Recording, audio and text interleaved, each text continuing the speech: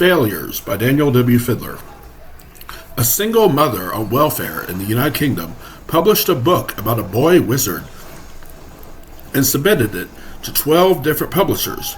Most people say that 13 is the unlucky number, but it proved lucky for her because it was the 13th publisher that accepted her book.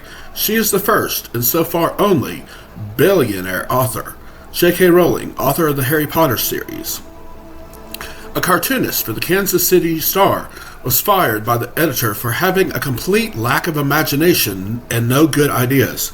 He is the primary person responsible for bringing an obscure Central Florida town of a little over 100,000 population in its metropolitan area to almost 3 million in its metropolitan area and receiving approximately 75 million tourists annually today, largely because of the town's rodent problem. Tragically, he died before his Magic Kingdom was completed, although his older brother Roy named it after him.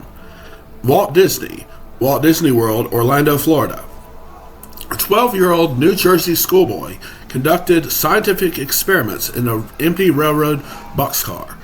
One day, said railroad boxcar exploded on him. Luckily, he survived.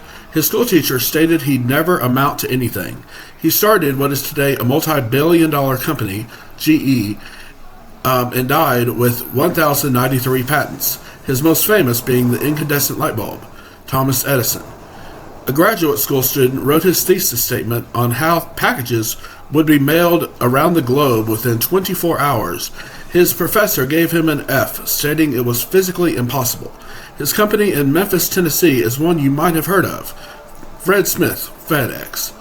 I forget which of this company's founders was the actual man responsible, although he went to 241 Seattle banks attempting to get a $400,000 loan to start a small coffee shop. All of them refused. His perseverance paid off as the 242nd bank granted him the loan he needed. I am sure the other banks feel foolish now. Starbucks coffee. A Tupelo, Mississippi truck driver tanked his first performance at the Grand Ole Opry in Nashville, Tennessee. The advice given to him was, "You ain't going nowhere, son. You ought to go back to driving a truck." We now know him not for his truck driving, but for his legendary music, Elvis Presley.